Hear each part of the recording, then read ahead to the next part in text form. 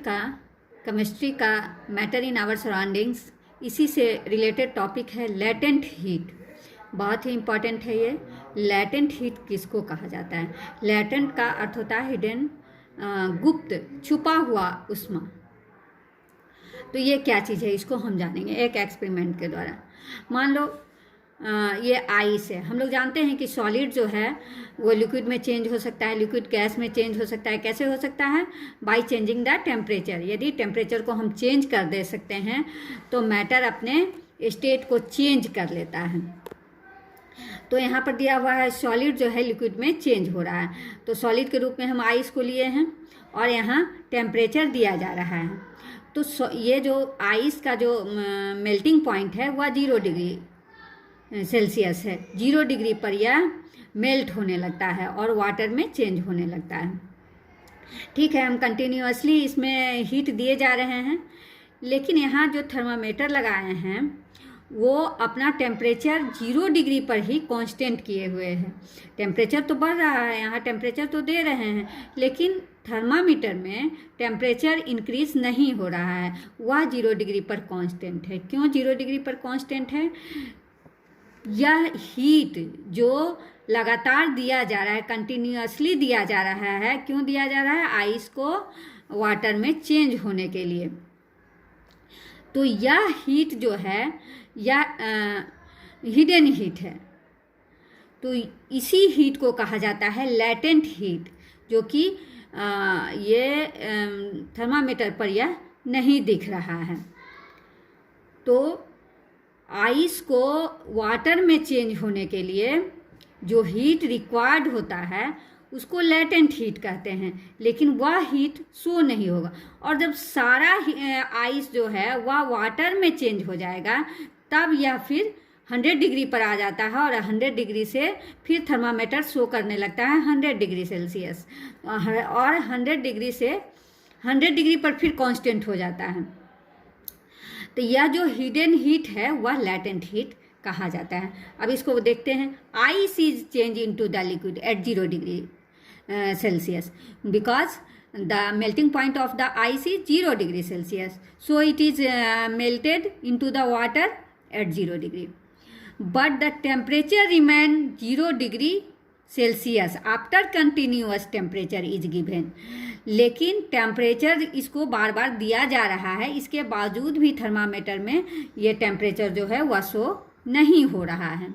क्यों नहीं हो रहा है? During the changing of the ice into water temperature is not increase, this temperature is hidden.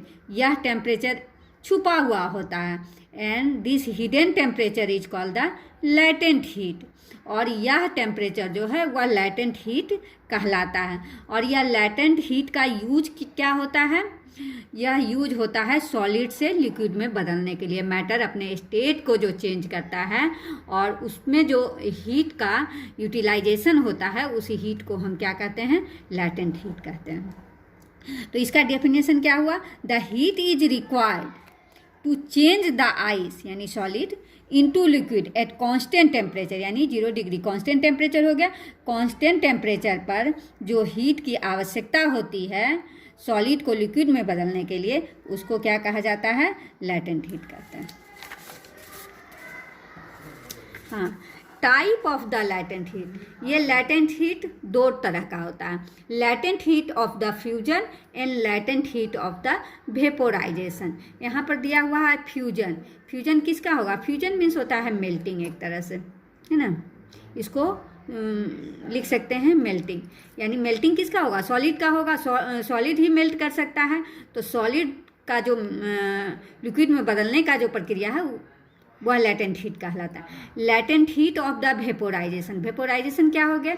Liquid vaporize होगा, लिक्विड गैस में चेंज होगा, तो उसके संबंध में यह latent heat of the vaporization कहा जाता है।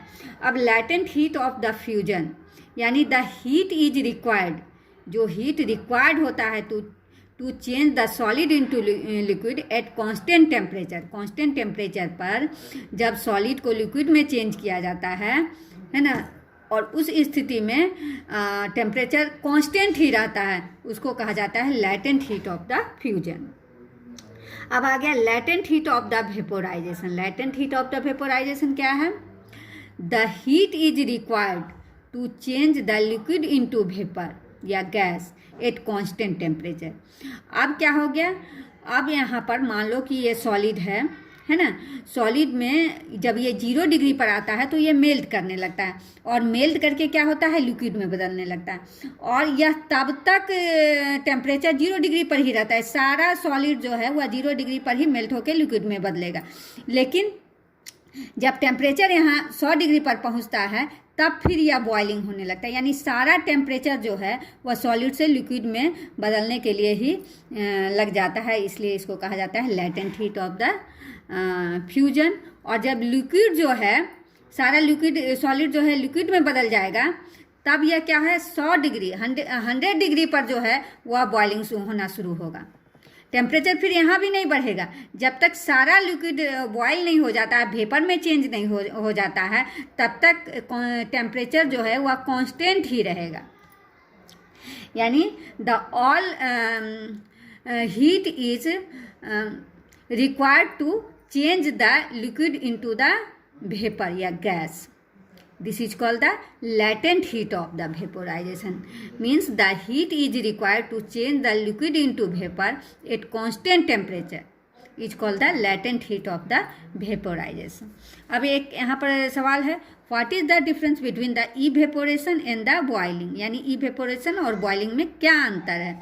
तो evaporation means the warm water या liquid, है ना, liquid किसी भी जब हम लिक्विड को गर्म करते हैं तो वह किसी भी टेम्परेचर पर हो सकता है, 10 डिग्री पर भी हो सकता है, 40 डिग्री पर भी हो सकता है, 30 डिग्री पर भी हो सकता है, तो इसको कहा जाता है evaporation. But when the liquid boils at 100 degree Celsius, अगर वह 100 डिग्री पर वो बॉयल कर रहे हैं तो वो कहलाता है बॉइलिंग पॉइंट कहलाता है, यानी उसको बॉइलिंग कहेंगे। 100 डिग्री पर ही बॉइल हो सकता है कोई भी लिक्विड, और इवेपोरेशन किसी भी टेम्परेचर पर होते रहता है। धन्यवाद।